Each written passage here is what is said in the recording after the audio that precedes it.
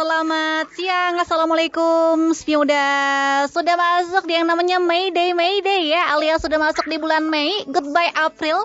Kita sambut Mei dengan penuh sukacita dan tentunya semoga ada lah ya satu atau mungkin doa kamu yang dapat terwujud di bulan Mei ini. Oke, masuk hari Kamis harus yang namanya ekstra energi gitu ya, karena gajian masih lama juga. Para 3 minggu shy, jadi harus bisa untuk langsung tang ting tung budgetnya. Apalagi kalau kamu termasuk generasi sandwich yang ternyata memikul istilahnya tanggung jawab diri kamu sendiri plus juga keluarga. Oke, yang pasti nih kita bakal nyapa dulu untuk kakak-kakak tercinta kita yang hobinya untuk kasih ujangan-ujangan cantik. Kak Dania Redara, halo. Udah kayak motivator ya, suka kasih wejangan ya. Aduh, kita bukan motivator loh. Benar, ya. Enggak. Kita cuman bestie yang suka kasih tips-tips cihuy gitu ya tentang problematika para Gen Z gitu ya Kak Dania Redara ya. Sehat Kak? Betul. Alhamdulillah, Nisa saya tenis. Luar biasa Kak Dania Redara. Oke, nah mungkin juga sekarang Kak Dania Redara atau mungkin teman-teman yang lain suka belajar lewat film gitu ya dengan cara menyenangkan. Nisa pernah tuh Kak Daniar, istilahnya tahu ada film namanya Gampang Cuan, di mana film ini nih diperankan oleh si Vino Bastian yang jadi seorang kakak sulung. Nah si Vino ini ternyata merantau tuh ke Jakarta gitu ya untuk kerja serabutan demi bisa melunasi hutang-hutang keluarga. Aduh, ini generasi sandwich banget gak sih gitu kan. Nah, kita bakal tanya dulu untuk seorang Kak Dania Redara, generasi sandwich, apakah dia yang hobi makan roti lapis? Silakan. Aku dong kalau kayak gitu. Aku juga dong. Jadi sebenarnya kalau generasi sandwich itu adalah generasi yang masuk ke dalam generasi yang usianya sebenarnya sekitar middle age. Jadi kayak dia itu dewasa tengah ya. Kalau dewasa awal tuh kan anak-anak kuliahan tuh kan mulai peralihan dari remaja ke dewasa awal. Nah kalau si generasi sandwich ini dia perkiraan tuh usianya middle age, bisa 30-40-an lah ya. Nah mereka ini itu punya responsibility, punya tanggung jawab secara finansial atau emosional terhadap orang tua mereka, which is berarti generasi di atasnya, dan juga anak-anak mereka, berarti generasi di bawahnya.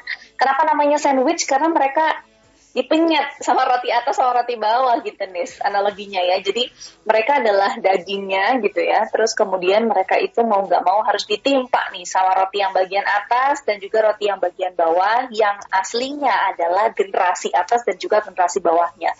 Jadi mereka ini punya tanggung jawab secara emosional dan juga secara finansial lagi-lagi kepada generasi yang atas, yaitu orang tuanya, dan generasi ke bawah, yaitu anak-anak mereka gitu. Oke, jadi untuk secara gampangannya gitu ya, kenapa dikatakan sandwich? Karena dia ini adalah bentuk daging ya, alias bentuk yang bisa untuk menopang gitu supaya mudah lapisan atasnya si orang tua, lapisan bawahnya anak-anaknya gitu ya Kak Dania Redara ya.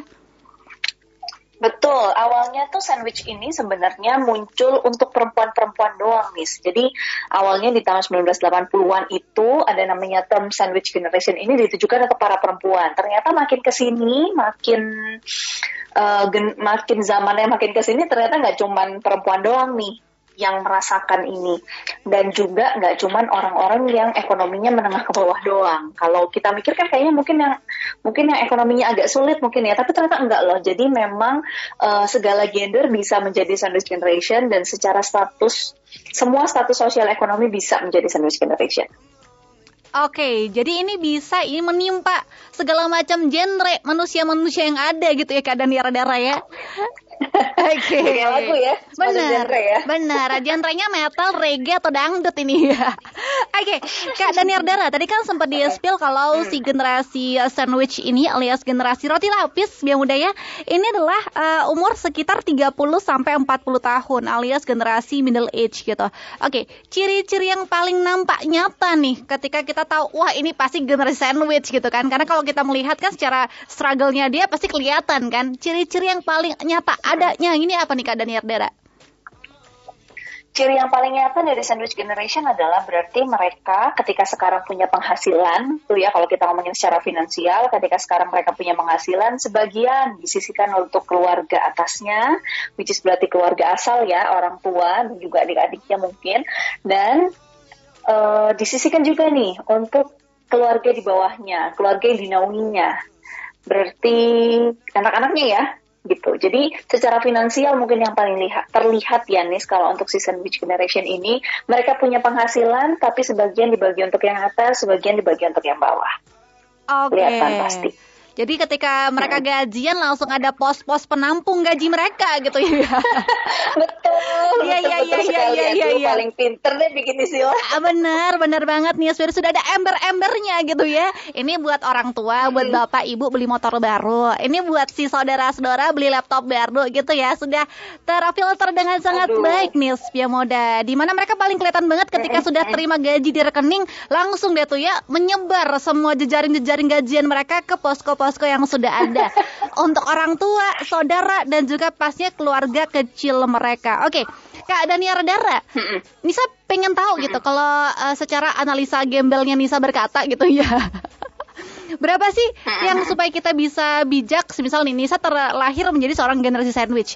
Apakah ada persentase alias patokan gitu ya yang bisa membuat finansial si generasi sandwich ini sehat gitu. Semisal, dari 100% gaji, 30% nih buat keluarga, 50% buat keluarga utama, 20% buat saudara. Ada nggak sih hitungnya gitu Kak? Dan sebenarnya kalau secara finansial sih aku nggak paham ya Nis, karena bukan bidangku juga. Cuman kalau misalkan secara psikologis, nah kalau kita ngomongin secara psikologis sebenarnya kan di usia dewasa tengah itu kan prioritas hidupnya kan udah bukan lagi mengenai keluarga asal ya. Jadi kalau misalkan di middle age itu kan biasanya tugas perkembangannya atau milestone-nya itu sudah mencapai bagaimana pengembangan karir, bagaimana menciptakan keluarga kecil, bagaimana menemukan pasangan sejati gitu kan. Jadi kita fokus on hidup kita sendiri gitu, fokus on hidup kita sendiri. Tapi ketika memang si sandwich generation ini akhirnya mau nggak mau ya Nis, karena misalkan kondisinya keterpaksaan nih, kita secara finansial akhirnya memberikan sebagian kepada keluarga atas dan juga ke keluarga bawah. Keluarga bawah mungkin masih masuk ke dalam milestone ya, atau misalkan tugas perkembangan. Tapi ke keluarga atas ini sebenarnya dalam secara konteks psikologi udah nggak masuk ke tugas perkembangan di usia ini, sehingga persenannya sebenarnya lebih besar untuk menjawab tugas perkembangan di usia dewasa tengah. Tapi si sandwich generation ini mungkin nggak tahu nih porsinya seberapa banyak. Banyak atau tidak, banyak atau kecil, tapi kalau masih wajib, rasanya kayak jadi sesuatu yang jadi beban pikiran nggak sih Nis gitu. Jadi ini yang akhirnya mungkin berisiko untuk mengganggu well-being atau kesejahteraan orang-orang di dewasa tengah ini yang menjadi sandwich generation. Oke, jadi besaran banyaknya berapa untuk keluarga, untuk diri sendiri, serta untuk keluarga kecilnya tergantung kebutuhan juga ya, karena nggak semua orang pasti sama gitu ya ketok palunya Kak Dan. Betul. Itu kan tergantung ya. Betul. Nah, contoh nyata juga nih Kak Daniar, terkadang kan juga ada nih satu keluarga anaknya banyak gitu ya, bisa 5 sampai 12. Waduh, bikin U19 nanti ya. Banyak nih anaknya gitu ya. Nah, semisal nih kita pengen tahu dari misalnya ada orang tua punya 5 anak gitu kan. Nah, siapakah yang paling berhak untuk istilahnya membantu nih kebutuhan keluarga setelah mereka menikah?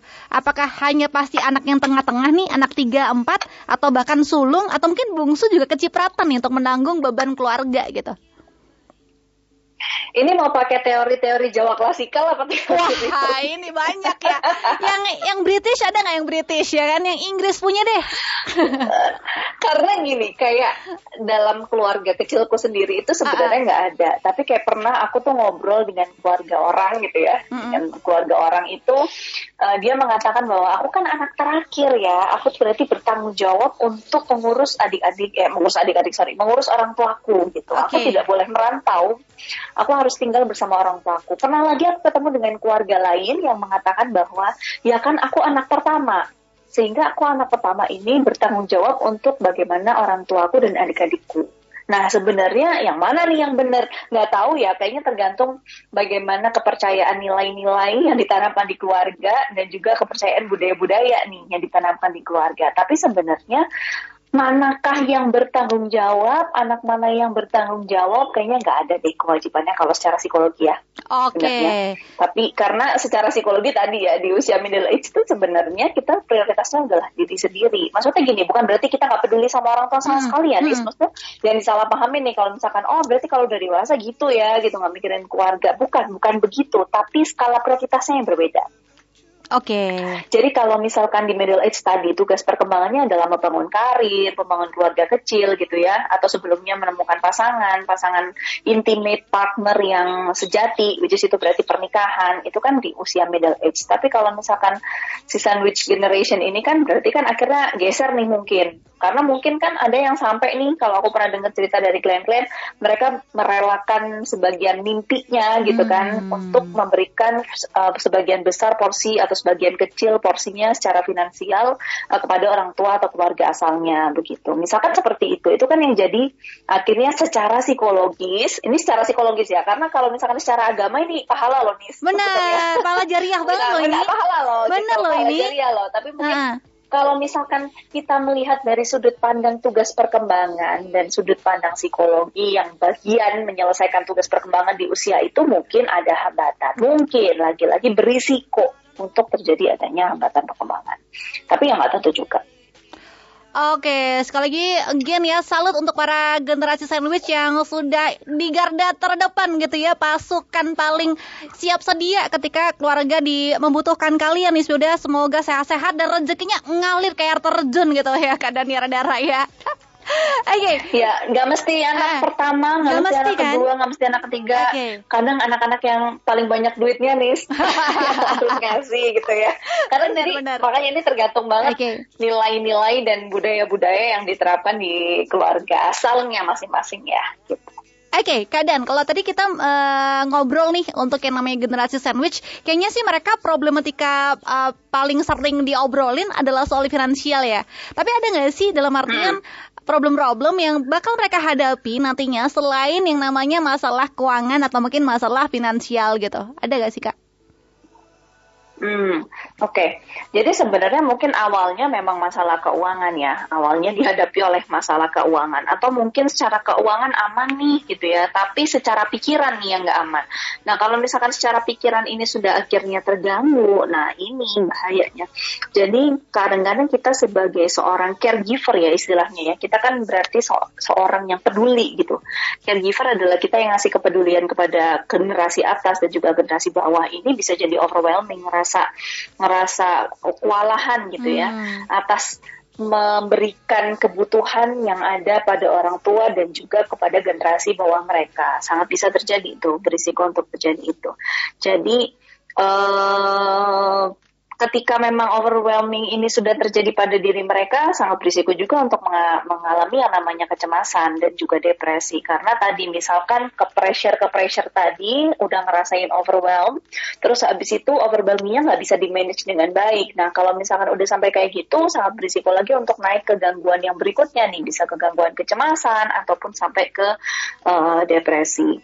Nah terus habis itu sangat mungkin juga nih ketika kita sandwich generation itu mengalami yang namanya konflik peran. Ini mungkin relate lah ya dengan sekitar kita. Misalkan kamu sudah menikah, berarti kan harusnya kewajibanmu, peranmu adalah sebagian besar harus digunakan untuk menjadi orang tua dari anak-anakmu gitu misalkan. Tapi akhirnya konflik peran nih misalkan, tapi kan kamu juga masih harus bertanggung jawab untuk keluarga asalmu. Nah, jadi ada konflik peran dan akhirnya menimbulkan konflik responsibility ya. Sehingga kita bingung nih, karena kita punya banyak peran, kita punya peran sebagai anak, kita punya peran sebagai orang tua, kita punya peran sebagai kakak, kita harus selalu bisa, kan manusiawi banget ketika kita tuh pengen maksimal di dalam semua peran gitu ya. Tapi ketika sampai akhirnya kita bisa nggak kecapai nih, bahwa kita bisa selalu oke dalam segala peran kita, wah itu bisa jadi konflik peran nih. Belum lagi misalkan dengan pasangan, misalkan ada yang belum sepakat dalam berbagai macam hal terkait dengan konflik peran ini, semakin menimbulkan perselisihan gitu ya, sangat berisiko untuk menimbulkan perselisihan. Terus kemudian bisa jadi juga nih si sandwich generation ini merasa bersalah loh. Karena misalkan tadi kepengennya kan yang baik-baik nih ya, kepengennya kan yang maksimal. Tapi ini ternyata hidup kan gak semulus itu ya. Kadang-kadang ternyata kita akhirnya harus sebagian besar nih misalkan orang tua kita lagi butuh sesuatu, akhirnya di satu titik atau satu situasi kita merelakan dulu nih kebutuhan keluarga kecil kita misalkan untuk memenuhi kebutuhan orang tua kita, ataupun sebaliknya nih, ketika kita lagi butuh sesuatu untuk keluarga kecil kita merelakan sebentar kebutuhan kita yang kita berikan kepada orang tua, terus kemudian akhirnya ya jadinya prioritasnya jadinya nggak balance misalkan kayak gitu. Nah keseringan nih misalkan gitu ya, sering menghadapi hal-hal seperti itu dan ternyata terbawa pikiran dan juga emosi, akhirnya kan kita sering ya untuk merasa bersalah. Nah ini kalau misalkan nggak di-manage dengan baik juga, akhirnya ya bikin kepikiran juga gitu ya, yang tadi rentan untuk menghadapi yang mengalami yang namanya stres dan juga kecemasan dan juga akhirnya sampai depresi. Jangan sampai deh ya, jangan. Harus kuat selalu. Betul banyakin lah, hamparkan sajadahmu gitu ya. Oke. Nah kita bakal ngobrol ini. Hamparkan sajadah. Betul, hamparkan sajadahmu Spio Muda. Nah kita bakal ngobrolin nanti di segmen kedua, karena Kak Daniar bakal bagi tips gimana sih cara si generasi sandwich ini untuk menemukan kebahagiaan sejatinya. Wadidaw. Shout out banget ya untuk kamu yang lagi berjuang nih di tengah-tengah banget, harus bisa untuk memenuhi kebutuhan orang tua, keluarga kecil, anak, kakek, nenek. Oh banyak ya, antriannya banyak banget ya. Semangat aja. Yang pasti kita bakal bagi nih istilahnya poin-poin apa aja sih yang ternyata ada loh plus dan minusnya dari generasi sandwich. Langsung aja Kak Daniar Dara, silakan. Kita mau yang baik-baik dulu apa yang jelek-jelek dulu ya Nis ya? Pokoknya dari tadi jelek-jelek mulu, tapi kita tambahin dulu deh jeleknya ya. Iya benar-benar. Jadi pahit-pahit dulu baru gula gitu ya. Siap. Iya, kita buang dulu deh yang pahit-pahit gitu ya, baru kita siram dengan air gula. Jadi kalau menurut beberapa riset nih, Nis, jadi salah satu minusnya gitu ya, kalau misalkan orang menjadi nih, kebetulan banget nih, apes gitu ya, apes banget menjadi sandwich generation. Satu hal yang mungkin dialami adalah insecurity tentang finansial ya. Jadi misalkan kalau kita sekarang ketika kita punya penghasilan gitu, kita kan semaksimal mungkin berusaha untuk memanage finansial kita supaya bisa aman. Misalkan buat dana darurat, misalkan buat tabungan ke depan gitu ya, tabungan setelah kita pensiun dan segala macam. Banyaklah pos-posnya gitu ya ketika kita berusaha memanage finansial dengan baik. Nah, tapi kemungkinan besar nih si generasi sandwich ini kemungkinan bisa mengalami yang namanya insecurity secara finansial. Jadi finansialnya ini nggak secure. Tapi kita harap banget nih para sandwich generation, meskipun dari beberapa persen itu sisa gitu ya, hopefully bisa benar-benar di-manage dengan baik supaya mencapai yang namanya financial security.